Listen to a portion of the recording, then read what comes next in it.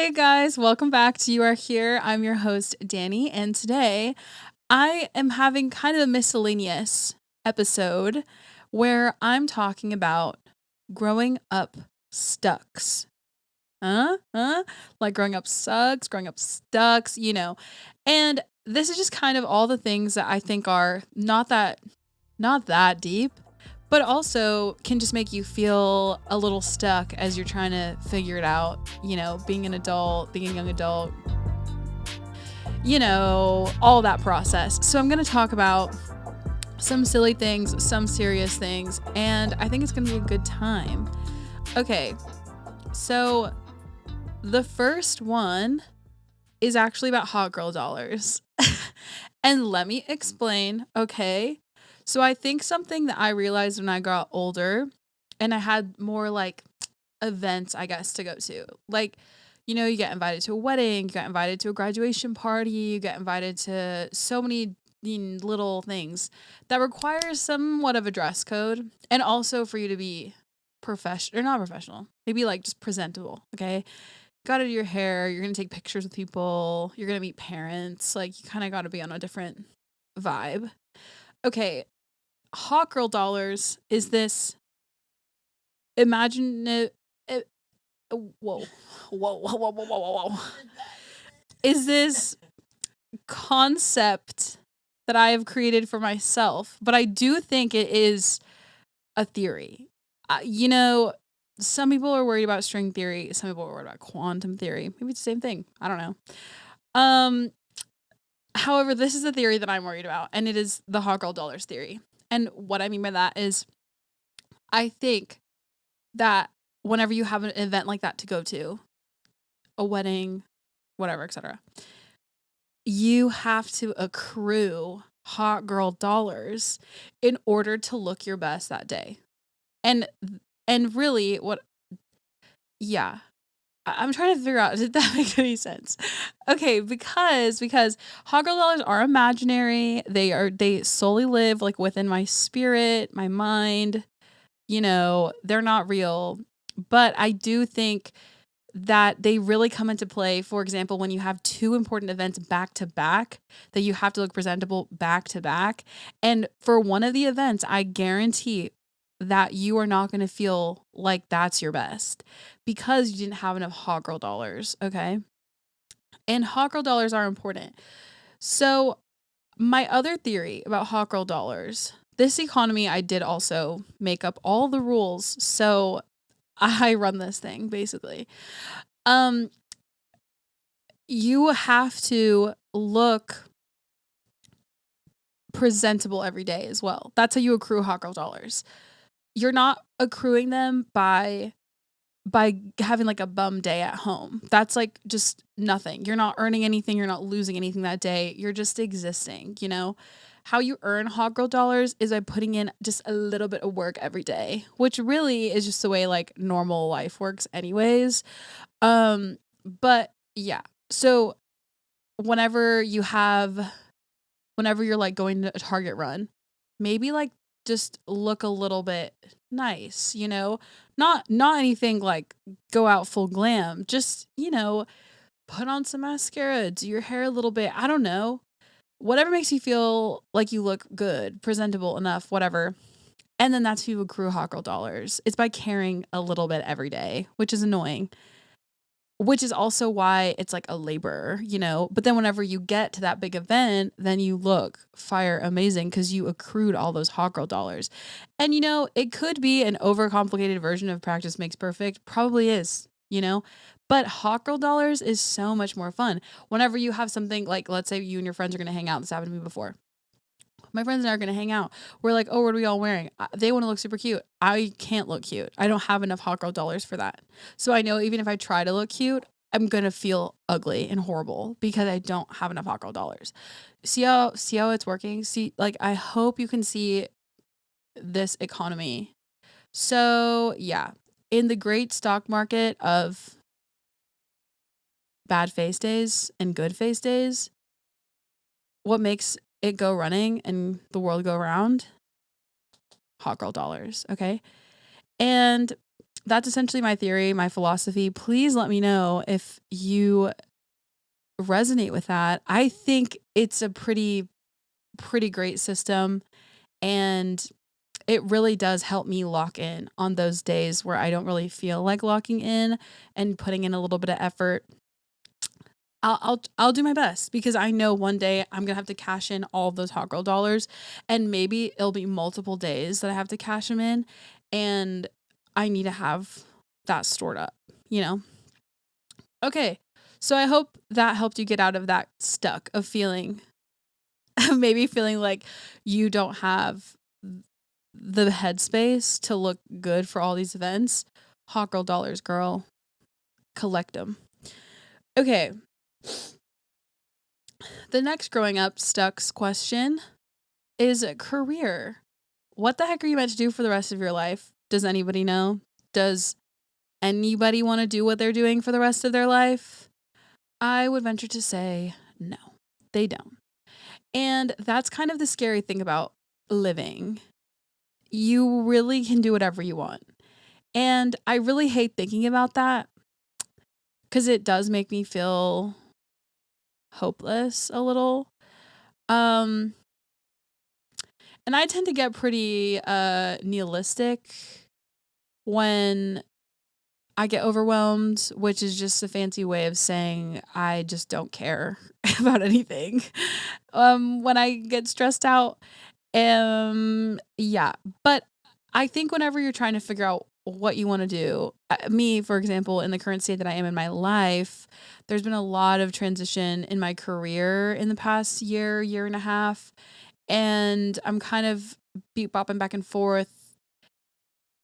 And I do kind of feel like, is this the time to just reinvent myself? Do I go back to college? Do I get an art degree? Like, do I just like do nothing? Do I just work at the mall? Like, I literally don't know. And I hate that there are so many options because then that makes me feel stupid because I don't know what to do. But yeah, I just think I think for the most part, people just find something that they enjoy a little bit or maybe a lot, and then they just stick with it. And then they kind of like get stuck, if that makes any sense, in their career. And then they've just done it for so long. It's just they know what they're doing and it's easy. And I think that's kind of the general, I guess, like the American way of just finding an industry and sticking with it. But I don't think that's really life though. I think people are so multidimensional, have so many have so much potential, have so many talents and abilities and things that they're able to do that sticking with one thing is really just a convenient thing to do, but I don't think it's what people want to do. Do you know what I mean? And maybe some people do want to do that. They just want to be the one thing. However, me, I cannot imagine a life where I'm just the one thing. I care about so many things. I want to do so many things. I see like visions of incredible things that my life could become, and I cannot settle for doing the same thing. However, stability is awesome and I would love that. So I think you kind of just have to weigh those pros and cons for yourself, for your own life, for your own financial situation, of course, and then decide what you want to do. I'm very thankful that the life that I live has afforded me a lot of um, luxury in terms of the balance and like affordability, etc., all those things.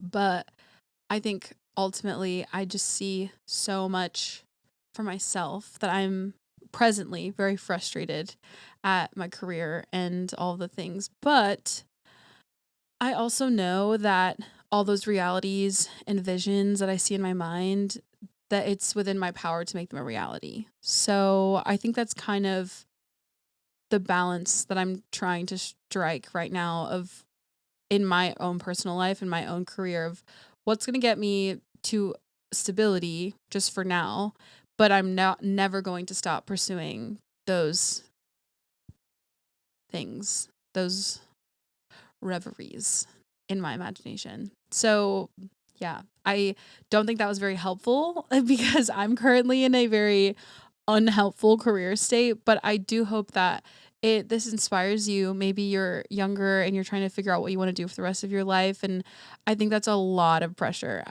I would just say that the rest of your life is so big and so broad, and you are also, as a person, allowed to think big and think broadly about your life. And I think it's easy for colleges, for industries to put you in a corner because that's, it's about the bottom line, it's about growth, it's about whatever. Um, but to willingly put yourself also as a human being and as your potential and all the things you're amazing at in a corner is very unfair to yourself. So I would say pick like simple baseline advice, get something that gets you stability should if you want that. And then never stop dreaming, never stop imagining, never stop chasing a reality that feels bigger than what's being presented to you. Okay, the next growing up stuck. So this is more fun. Finding your drink at the bar. Okay, I'm gonna raise my hand and say ordering at bars actually still stresses me out, and I think I've only done it like twice. Okay. I'm not like a huge go outer in that sense, but it just stresses me out. It's a lot. It's a lot of bodies. It's a lot of sweat. It's a lot of ick. I don't like it. I like a waiter coming to the table. What would you like to drink tonight, sweetheart? I like one of them. Um, Elbowing my way to the front of the bar. Ew. Ew. I don't like that. But that's besides the point. You do, unfortunately, as you get older, if you choose to drink or even you choose to not drink, you should just have like a signature moment where you just know what you want all the time at the bar. Me personally, I love a what? Yes, Derek knows. I love a gin and tonic. I think they always hit. However, gin does make me sleepy. So you also kind of just have to figure out what the vibe is. Yeah, like gin will always kind of make me feel chill. So if I want to be more like have a good time, I'll typically do like a tequila soda, which makes you sound so like um Beverly Hills housewife kind of vibe, but I like tequila sodas even though people think they're gross, and I get it. I also like to taste the alcohol. So maybe you try these drinks or have tried these drinks and you're like, this girl is sick in the head.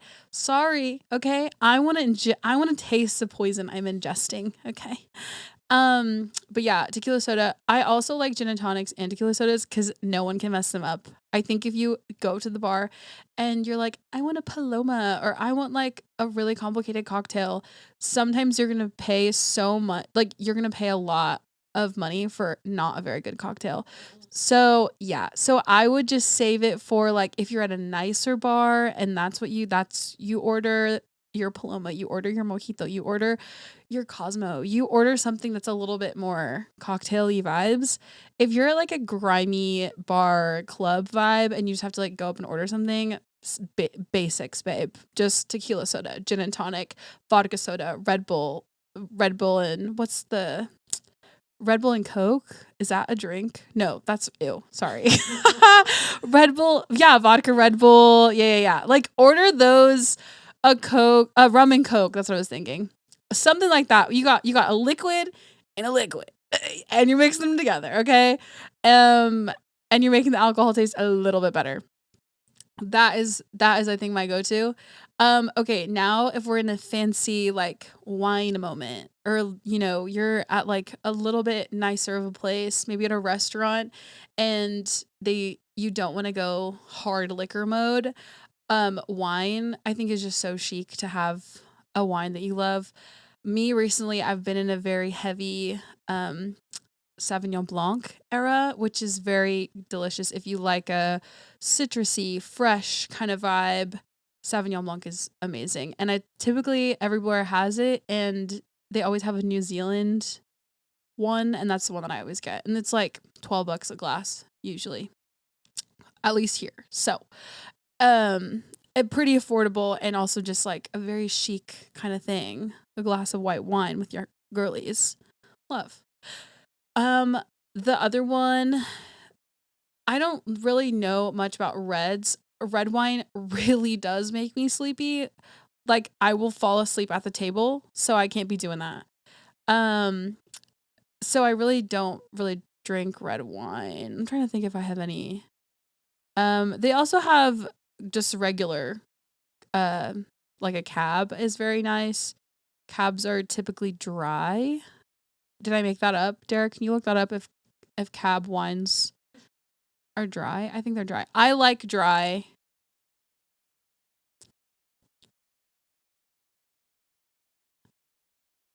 Yeah. Okay, great. Fact check correct. I'm right about everything. No, cabs are usually dry and they're really great as well. Um, but yeah, I don't know. I never really go for a red though. So that's just my personal preference. But if you like something that's a little, I mean, it's dark, it's kind of like, I almost kind of want to say like woodsy. Maybe that's wrong. Anyways, I'm not a sommelier. I'm just a girl who goes out with her friends sometimes and wants to look fancy. But yeah, so then there's also the whole like house wine, house gin. If you could ask that question, oh my gosh, stress. So I just learned that whenever you're at a bar and they ask you like, oh, I want a gin and tonic, and they say what gin, and then you just have to like know off the top of your head. Number one, terrifying. Number two, you can always just say house gin and they're just gonna pull whatever is like their house gin, which I'm pretty sure they can just pick whatever random bottle. So if you have a preference of a gin brand, you can ask them if they have that. I like Boodle's gin, which is from England and it's pretty like well known. That's great. Empress gin is the pretty like bluish one if you care for like a little fun time and you want your drink to be a different color. And then yeah, I typically just go for Boodles if they have it, and if they don't, I really don't give a rip. Same thing with wine. They'll ask you like, "Oh, what wine do you want?" And sometimes it won't say on the menu, and then you can just say like your house Sauvignon Blanc, and then they just will pull whatever. So that's all that means, but it is very intimidating and scary. And you obviously can ask people, but that's also intimidating and scary. So this is me helping you out, just trying to figure out what your vibe is.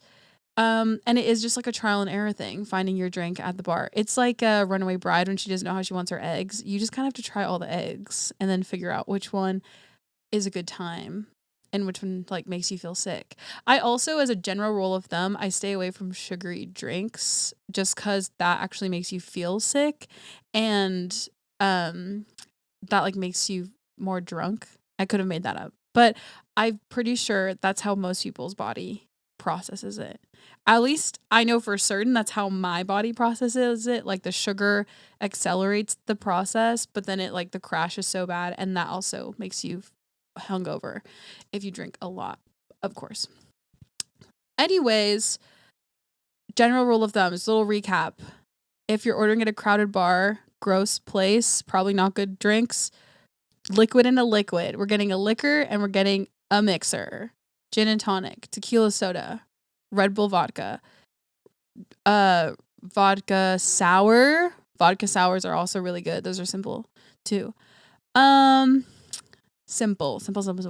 If you're at a nicer place, you can switch up. Get your fancy drink, get your Paloma, get your Cosmo, get your mojito. Mojitos are apparently a pain in the butt to make, so take it up with your bartender. I don't know. Then if you're at a fancy place, I like a Sauvignon Blanc. Or if you want a red, you can try a cab. And I think that's all my advice. Yeah. Okay. You just got to try stuff. Oh, and also ask to try your friends' drinks if you don't know what you want. That's my favorite thing to do ever. I love sampling. Okay. And the last one about growing up stucks I have is trends are making you boring. I did want to touch on this just because I think it's a very relevant topic right now. I think, everyone's talking about tariff this, tariff that.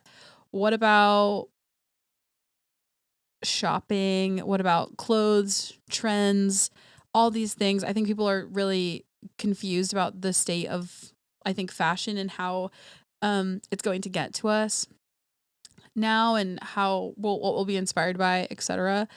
Anyways, as I've been thinking about this, I did want to talk about trends because I think it's so interesting. Where I'm also the day I'm recording this is after the first week of Coachella, and there's been so much discourse online about how everybody looks the same at Coachella, everyone's dressed the same, the outfits are so bad, etc. And I did just want to touch on that because I think it is a very interesting dilemma I think that we're seeing right now where fashion has typically been very what's the word I'm looking for? Has been very functional. You know, in years past, I think fashion was either to put you in a certain like place or box in terms of you know, what you believed in. Think about very sectioned groups of people, like the grunge movement, the hippie movement, the you know, the girl boss movement, the peplum tops at the club, you know, like all of those sects or whatever of fashion and those eras of fashion were typically like saying communicating a lot about the kind of person you are and the things that you believed in, whatever. Maybe not the peplum tops of the club, but you understand my point, okay? They were very like era defining moments. And I think now with fashion really kind of being so available and being so cheap and um you know, in a lot of ways just not being gate kept by certain groups of people or by um certain like economic standpoints, whatever. I think it's very interesting how it's kind of made all trends accessible so then nothing really is a trend, if that makes any sense. If everything's trending, then nothing is. And if everyone's wearing what's trending, then everyone looks the same.